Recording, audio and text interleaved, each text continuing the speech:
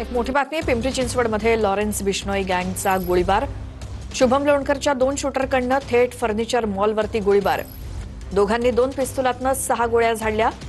Social मीडियावरनं जीवे मारण्याची धमकी। शुभम लोणकरनं गोळीबाराची जबाबदारी घेत फेसबुकवरती पोस्ट केली आहे। गोळीबार करणाऱ्या या दोघांचा शोध घेण्यासाठी पोलीस पथकं रवाना झाली आहेत।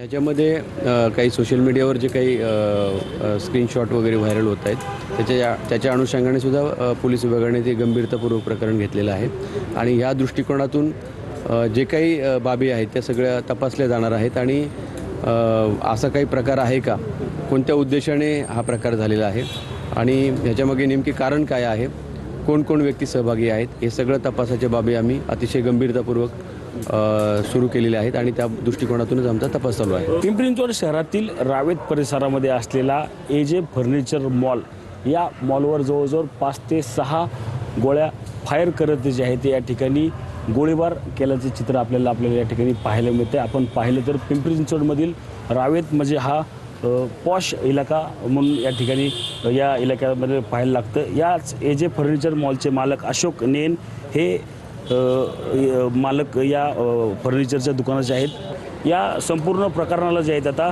लॉरेन्स बिश्नोई असेल किंवा त्याच्या टोळीतील साथीदारांचा काय संबंध आहे का, आता याचा तपास जो आहे तो आता पिंपरी चिंचवड पोलीस करताना आपल्याला एकूणच पाहायला मिळणार आहेत। कॅमेरामन विशाल शिंदेसह मी रणजित जाधव, TV9 मराठी, पिंपरी चिंचवड।